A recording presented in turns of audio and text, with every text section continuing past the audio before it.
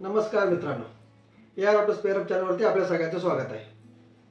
जर तुम्ही बाईक प्रेमी असाल किंवा तुम्ही स्वतः गॅरेज चालवत असाल किंवा स्पेअर पार्टचं दुकान तुमचं असेल, नाहीतर तुम्हाला नवीन ऑटोमोबाईल्स व्यवसायामध्ये जर उतरायचं असेल तर खरोखर हा तुम्ही संपूर्ण व्हिडिओ पाहू शकता।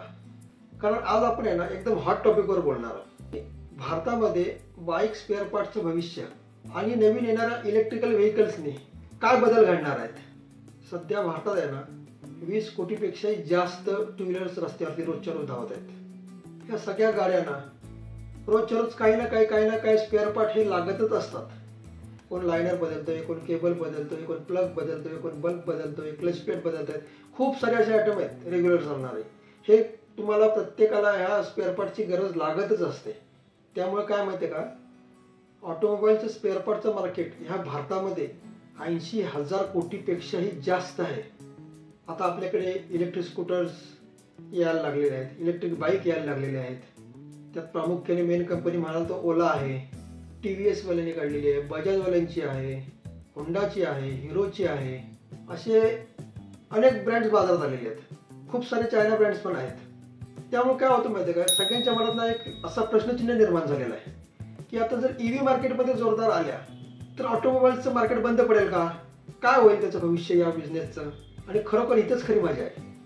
पहिलं म्हणजे ICE म्हणजे पेट्रोलवर चालणारे व्हेकल्स, ह्यांचे स्पेअर पार्ट आहे ना अजून खूप सारे वर्षानुवर्ष चालणार आहेत, कारण एवढ्या गाड्या मार्केटमध्ये आहेत। त्याच्यामुळे तुम्ही म्हणाल की आता EV आल्याने लगेच पुढच्या वर्षी स्पेअर पार्ट बिझनेस बंद पडेल, असं कधीच होणार नाही। कारण एवढ्या सगळ्या गाड्या आहेत ना, बाजारातून एकदम गायब होणार नाही, यासाठी जादूच व्हायला लागेल बघ।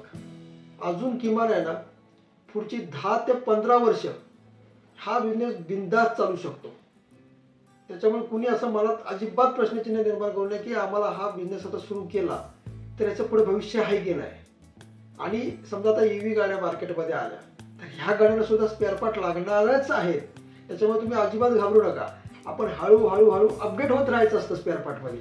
आज EV वरती गाड्या आल्या, उद्या आणखीन कशाला वेगळ्यावरती गाड्या येतील, पण प्रत्येक जी गाडी येते तिला स्पेअर पार्ट हे लागतच राहतात। फक्त काय तुमची स्पेअर पार्टची लिस्ट बदलणार आहेत, बाकी याच्यामध्ये काही होणार नाही। नावं चेंजेस होतील पण स्पेअर पार्ट्स हे लागणारच आहेत। त्याच्यामुळे तुम्ही मनात ज्यांच्या भीती असेल की ऑटोमोबाईल बिझनेस बंद होईल, तर हा आयुष्यात न बंद पडणारा बिझनेस आहे।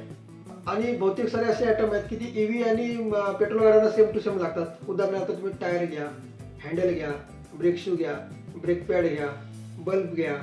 ह्या काय ज्या गोष्टी आहेत ना ह्या तुम्हाला EV गाडींना पण लागणार आणि पेट्रोल गाड्यांना पण लागतात। त्याच्यामुळे असं नाही होणार की तुमचे पेट्रोल गाड्यांचं सगळं मटेरियल एकदम बंद पडेल, अजिबात असं होऊ शकत नाही। उलट आपल्याला आणखीन एक प्लस पॉईंट मिळाला की आपण पेट्रोल गाड्यांचे स्पेअर पार्ट बरोबर EV गाड्यांचे सुद्धा स्पेअर पार्ट आपल्याला एक मार्केट ओपन झालेलं आहे। आपण दोन्ही गाड्यांचे स्पेअर पार्ट ठेवून आणखीन बिझनेस आपला वाढवू शकतो। आणि EV गाड्या जेव्हा तुमच्याकडे फुल स्विंगमध्ये येतील ना, तेव्हा तुमचा आणखीन बिझनेसमध्ये ना वाढ होणार आहे। कशामुळे की EVला स्पेअर पार्ट्स खूप कमी लागतात, तुमचा स्टॉक खूप कमी होणार, तुमची पैशाची इन्व्हेस्टमेंट खूप कमी होणार आहे।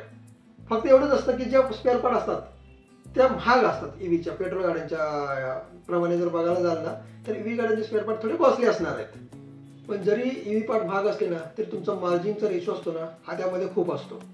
जेवढे पार्ट महाग तेवढं तुम्हाला मार्जिन जास्त असतं।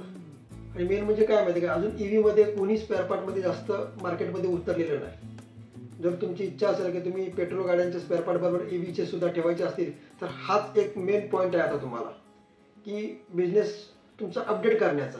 तुम्ही EV गाड्यांचेही स्पेअर पार्ट ठेवायला सुरुवात करा, जेणेकरून तुम्हाला नंतर खूप सोपं जाईल। कारण जो पहिला येतो ना तोच मार्केटमध्ये टिकतो, नंतर खूप सारे किती सारे लोक येऊ दे, पण तुम्ही जर आजपासून जर EV गाड्यांचे स्पेअर पार्ट ठेवायला सुरुवात केलात ना तर तुमच्या मार्केटमध्ये कोणी हात धरणार नाही। आताच बघा, अजून ग्राहक आहेत ना 30%च फक्त EV बाईककडे वळलेले आहेत। अजून सुद्धा 70% लोकांचा कल हा पेट्रोल बाईक वरतीच आहे। त्याला कारणं पण तशी आहेत, कारण गाड्यांची रेंज अजून कमी आहे, अजून गाड्यांची तशी आपल्याला पाहिजे तशी रेंज वाढलेली नाही। त्याच्यामुळे चार्जिंग पॉईंट्स ठिकठिकाणी नाही आहेत, फक्त मेगा सिटीमध्ये तुम्हाला चार्जिंग पॉईंट मिळतील। आपल्यासारख्या छोट्या शहरांमध्ये चार्जिंग पॉईंटच नाही आहेत। आपण घरगुती चार्ज करून वाहनं चालवतोय ती। त्यामुळे हे सगळं होण्यासाठी आहे ना पुढची 5 ते 10 वर्ष जाणारच आहेत EVसाठी। सगळीकडे चार्जिंग पॉईंट बनणं, गाड्यांची रेंज वाढवणं, हे जेव्हा होईल ना त्यानंतर तुमचा फुल स्विंगमध्ये EVमध्ये स्पेअर पार्ट ठेवायला सुरुवात करा। तुम्ही आताच जर अपडेट झालात ना या व्यवसायामध्ये तर तुमचा धंदा एकदम स्थिर होऊन जाईल, व्यवस्थित ग्रोथ व्यवस्थित तुमचा धंद्याचं ग्रोथ होत राहील. तर मित्रांनो, घाबरू नका. बाईक स्पेअर पार्ट बिझनेस हा कुठेच जाणार नाही. अजून कमीत कमी 15 एक वर्ष तरी हा बिझनेस हालत नाही. आणि ईव्हीमुळे अजून नवीन नवीन प्रकारचे पार्ट्स मार्केटमध्ये येतील. ते तुम्ही ठेवायला लागा. ते तुम्ही ठेवायची सुरुवातच करा. काही मगाशी सांगितल्याप्रमाणे कॉमन पार्ट्स आहेत दोघांमध्ये लागणारे, ते तर तुम्ही ठेवलेच पाहिजेत. आज उद्यापासूनच तुम्ही, मी म्हणतो उद्यापासूनच तुम्ही स्टार्ट करा. जे कॉमन पार्ट्स आहेत ना ते ठेवायला. ब्रेक केबल, त्यांचे केबल्स आहेत, त्यांचे ब्रेक शू आहेत, हे जे कॉमन पार्ट्स आहेत ना हे तुम्ही ठेवायला सुरुवातच करा. ईव्ही गाड्यांची मार्केटचा बदलता ट्रेंड तुम्ही जर ओळखायला शिकलात नाही तर तुम्ही धंद्यामध्ये टिकून राहू शकत नाही. त्याच्यामुळे तुम्हाला सांगितल्याप्रमाणे सुरू करा. ईव्ही गाड्यांचे स्पेअर पार्ट्ससुद्धा तुम्ही धंद्यामध्ये ह्या व्यवस्थित टिकून राहा. मित्रांनो, हा व्हिडिओ जर तुम्हाला माहितीपूर्ण वाटला असेल तर लाईक जरूर करा आणि तुमच्या मित्रांबरोबर शेअर नक्की करा. आणि ऑटोमोबाईल्स विषयी अजून हटके माहितीसाठी आपल्या या यूट्यूब चॅनलला सबस्क्राईब करायला अजिबात विसरू नका. धन्यवाद.